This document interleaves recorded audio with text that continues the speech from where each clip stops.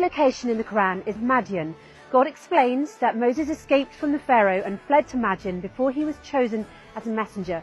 Moses lived in, worked at, and got married in Madian. God says in the Quran, and to Madian their brother Shoaib. And it is known that the grave and the mountain of Prophet Shoaib is in Yemen.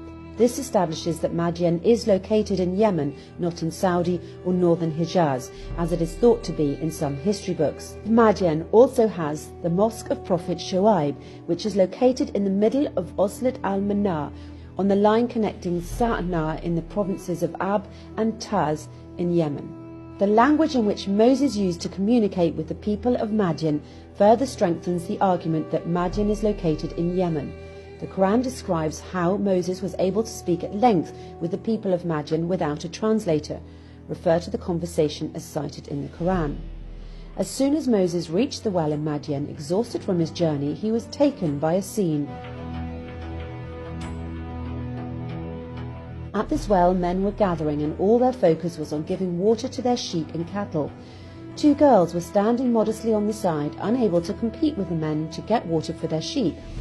He asked them, as narrated in the Quran, "What's wrong? In other words, why are you not getting water for your sheep?" They replied, "We cannot do so until the men leave, as our father is an old man." In other words, they could not go and fight with the men, so they were waiting. Moses helped them to get water. The Quran says he helped them feeding their cattle and sheep, and then he left to the shadow and said, "O God, I am thankful for all your blessings to me." Then one of the two girls came back to him and asked him to meet her father in order to thank him. As narrated in the Quran, one of them came walking modestly and said, "Our father is inviting you in order to reward you for what you've done." Moses went to meet the girl's father, and he told him the story of his escape from Pharaoh. As he came to the old man, he told him the story. So the old man replied, "Do not worry, you are saved from an oppressive people." The old man asked him to marry one of his daughters and to work with him in farming.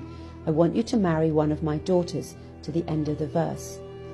This dialogue shows that the people in northern Sudan, or to be precise in the southern part of Misr before the 1899 borders, the place that Moses used to live in under the rule of the Pharaoh, and the people in Madian, the place that Moses escaped to, spoke the same language.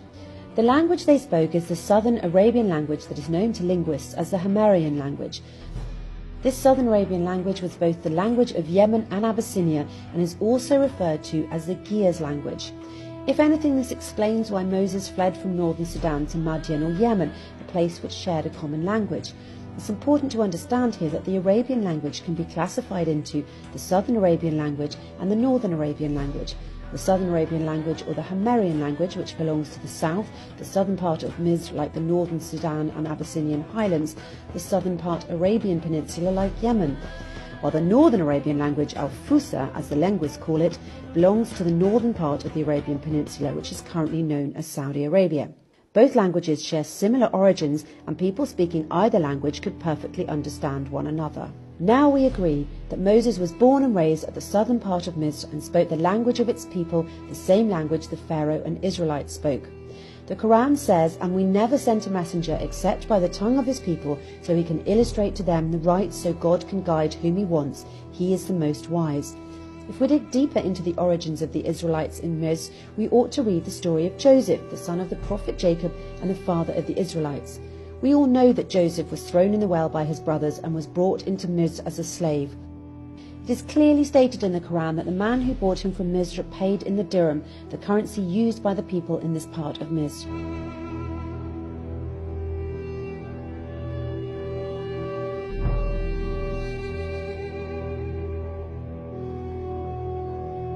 Knowing which region in Misr at the time dealt in dirhams will also lead us to figure out where Joseph was sold and whether the caravan entered Misr from the north towards Sinai, coming from the Sham, or it entered Misr from the south towards Abyssinia, coming from the southern Arabian Peninsula.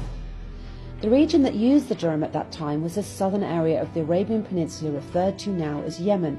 This implies that Joseph entered Misr from the southern Arabian Peninsula coming from Yemen, which shows that Israelites are originally Arab Bedouins from the southern Arabian Peninsula.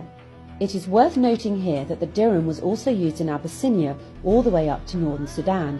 A shared common currency strengthened the trade between these places. The strong commercial ties were also attributed to the use of the same language, which we referred to earlier as the Southern Arabian language or the Himyarian language. Simply put, one language, one currency.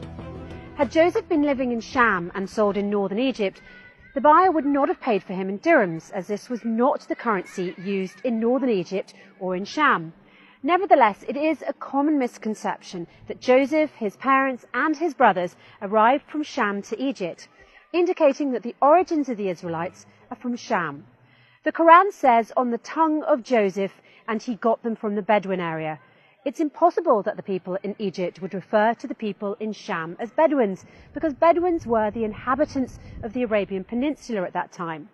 Moreover, immigration of the Bedouins from the southern Arabian Peninsula to the southern part of Misr was a common practice at that time. In fact, a large number of inhabitants of Yemen immigrated to the southern part of Misr, now called North Sudan, through Abyssinia, and settled there in the south after the destruction of Mareb Dam. The connection between Yemen in the southern Arabian Peninsula and Abyssinia is strong and goes back to BC. The two places shared strong ties and movements between their inhabitants. Southern Arabs immigrated to the African coasts of Abyssinia and formed their own settlements there. Also, Africans immigrated to the southern Arabian Peninsula and even ruled it several times. This kind of immigration continued until Ptolemies ruled and had control over the Red Sea. Obviously, this two-way immigration led to the unification of languages between the different nations. That's why the Southern Arabian language was the most popular language in both Abyssinia and Yemen. Furthermore, when early Muslims emigrated to Abyssinia, escaping the oppression of Quraysh, they met al-Najashi, the ruler of Abyssinia. The companion Ja'far bin Abi Talib read to al-Najashi from Surat Maryam in the presence of the priests, and while al-Najashi was listening to Surat Maryam, he burst into tears and his companions cried as well. A verse was then revealed, and as they hear what has been revealed to the Prophet, you can see their eyes full of tears from what they knew was the truth.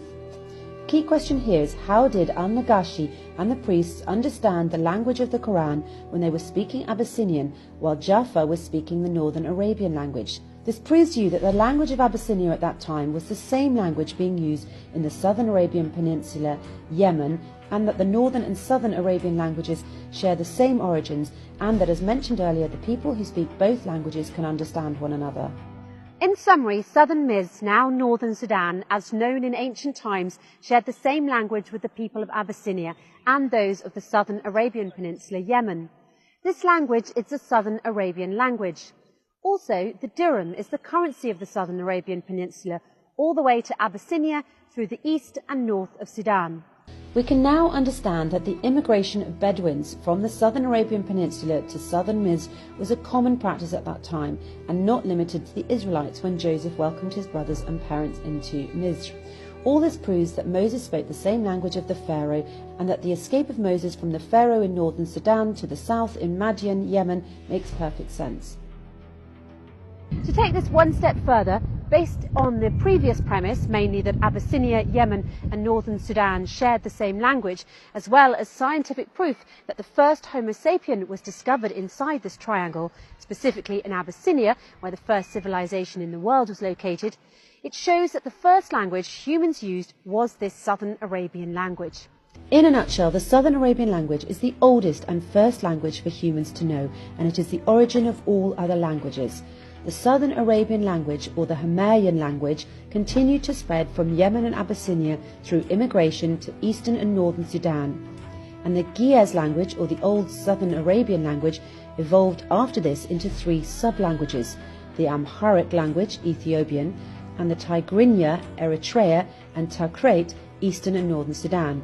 All these languages have significant commonalities and are written using the same alphabet.